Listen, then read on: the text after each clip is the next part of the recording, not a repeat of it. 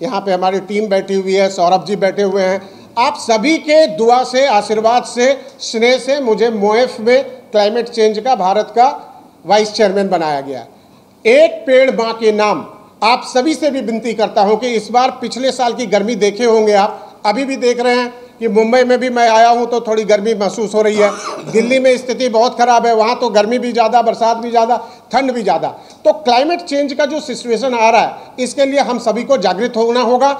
आप सभी पत्रकार बंधु से मैं हाथ जोड़ के निवेदन करता हूं कि आप मीडिया चैनल के माध्यम से जरूर चलाइए कि पर्यावरण पे थोड़ा काम करो, थोड़े पेड़ लगाओ। एक पेड़ में माँ के नाम तो है ही, एक पिताजी के नाम भी लगाओ, एक रिलेटिव के नाम लगाओ, दादाजी के नाम लगाओ। अगर एक व्यक्ति 5 पेड़ लगा देता है तो हमारे जो अध्यक्ष जी हैं रवि चिकारा जी, हम लोगों ने ये सोचा है कि आने वाले समय में सैल्यूट तिरंगा 100 करोड़ पेड़ लगाने की योजना पे काम कर रही है। लेकिन ये बहुत अभी रिसेंट डेवलपमेंट है। जब हम इसके ऊपर पुख्ता सारा इंतजाम करेंगे तो फिर हम आपके सामने प्रेस कॉन्फ्रेंस में आएंगे और मैं काम करके आके फिर आपको बताऊंगा। जैसे जम्मू कश्मीर में अभी हम लोगों ने यात्रा करके दिखाया, वहाँ के लड़कियों को, वहाँ के मदरसे के लड़के को और वहाँ के जो हिंदू भाई भी थे उनको भी, सबको, वहाँ के सिख भाई उनको भी एक साथ लेके आया और फिर एक अच्छा माहौल के साथ एक डेवलपमेंट की बात की और सभी ने भारत माता की जयकारा और राष्ट्रगान गान गाया, जो कि देखने के लिए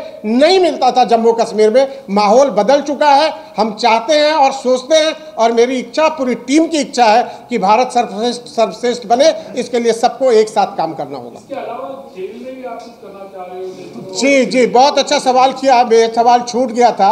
अभी हम लोग एक खेल स्टार्ट कर रहे हैं क्रिकेट से, क्योंकि हमारे देश में क्रिकेट बहुत लोग प्यार करते हैं, क्रिकेट को एक दूसरा धर्म की तरह ही मानते हैं। तो हम लोगों ने तिरंगा क्रिकेट लीग जो है वो 26 जनवरी से स्टार्ट करेंगे। पूरे इंडिया में हम लोग शॉर्टलिस्ट कर रहे हैं 8 से 10 टीम बनाने के। अभी समय पे बताऊंगा क्या एग्जैक्ट पोजीशन है। इसमें हम लोगों का टारगेट ये है, उन गरीब बच्चों को लेके आगे आना जिनके पास खेलने का हुनर तो है, टैलेंट तो है, लेकिन जूते खरीदने का पैसा नहीं है, कपड़े खरीदने का पैसा नहीं है, किट खरीदने का पैसा नहीं है। उनको हम लोग बड़े प्लेयर के साथ मिक्स करके एक लीग तैयार कर रहे हैं, राष्ट्रवादी लीग, और उसको साथ में खिलाएंगे और उसको पैसे भी देंगे। हम ऐसे स्पॉन्सर्स तैयार कर रहे हैं जो उन बच्चों को प्रमोट करेंगे, उसके टैलेंट को निखार करके उसको चैंपियन बना के जो आईपीएल वाली टीम है उन वहां तक पुश करेंगे, कोशिश करेंगे कि उसको वहां पर स्थान मिले। जैसे आपने अभी कई सारे क्रिकेटर्स देखा होगा देश के अंदर, अभी बहुत सारे ऐसे लोग आ गए हैं जो बहुत आर्थिक स्थिति बहुत खराब थी लेकिन आज आईपीएल में आके अच्छा खेल प्रदर्शन कर रहे हैं। तो ऐसे ही हम लोग खेल को भी लेके आगे आ रहे हैं। तो ये राष्ट्रवाद में सभी काम है।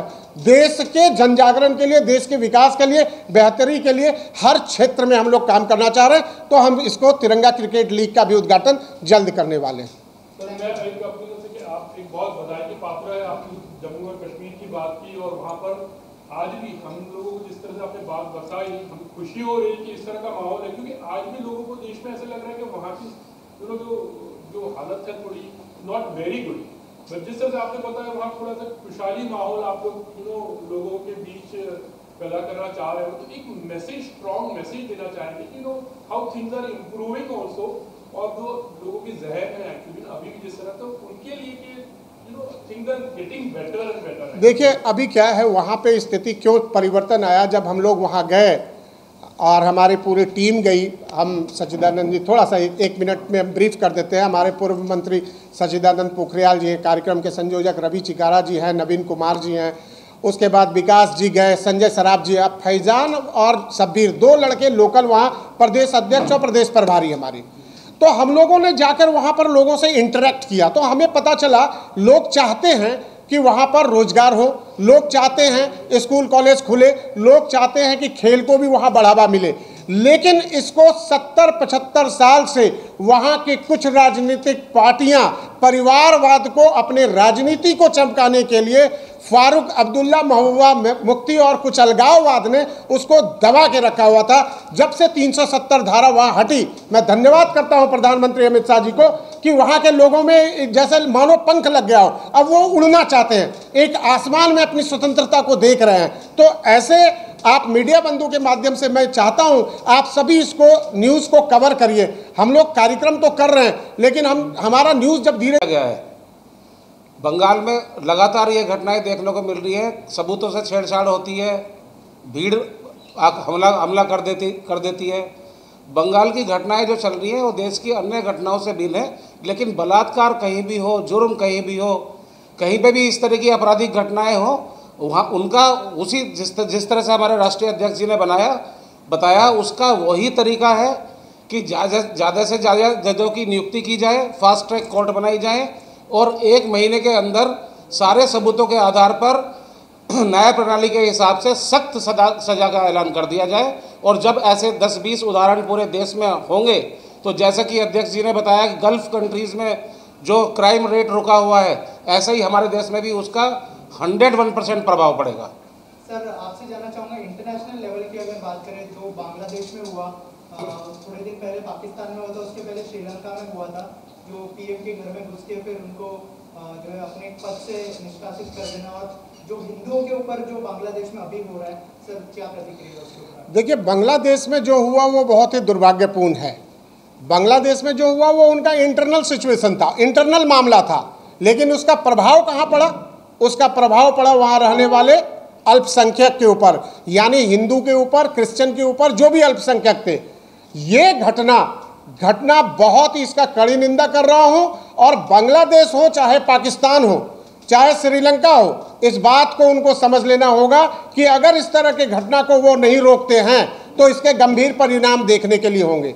भारत जो देश है, आज इस देश में आप देखिए कि तिब्बत के दलाई लामा भी यहीं शरण लिए हुए हैं, आज बांग्लादेश के प्रधानमंत्री भी भाग के आके यहीं शरण लिए हुए हैं। भारत ने हमेशा एक दूसरे के साथ एक अच्छे संबंध बनाने का कार्य किया, लेकिन इसका मतलब नहीं होता है कि आपके देश के अंदर कोई भी राजनीतिक उठापटक हो और उसका परिणाम वहां के हिंदू को झेलना पड़े, इसको कतई बर्दाश्त नहीं करेंगे। अगर इस तरह के घटना को बांग्लादेश हो चाहे पाकिस्तान हो चाहे श्रीलंका हो, कोई भी कंट्री हो, अगर इस तरह के घटना को वो अगर लगाम नहीं लगाते हैं तो कल दिन बहुत गंभीर परिणाम होगा। यहाँ के लोग रिटेलिएट करेंगे, तो अगर एक बार यहाँ का लोग रिटेलिएट करेंगे तो वो बहुत छोटी छोटी देशें हैं, फिर उनको समस्या आ जाएगी। लेकिन फिर भी मैं धन्यवाद करना चाहता हूँ प्रधानमंत्री जी को, गृह मंत्री जी को, कि उन लोगों ने सिचुएशन को बहुत अच्छे से हैंडल किया, वहाँ के सरकार के साथ बात की और इमीडिएटली 72 घंटे के अंदर वहाँ पर घटनाएं होना बंद हो गया।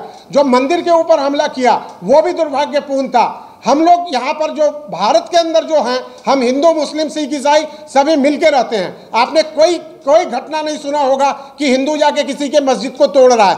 तो बांग्लादेश के अंदर क्यों मंदिर को तोड़ने की घटना होती है? अफगानिस्तान के अंदर ये क्यों होती है? वे वहाँ के आम आवाम को समझना होगा। आप नहीं समझिएगा तो गंभीर परिणाम होंगे। और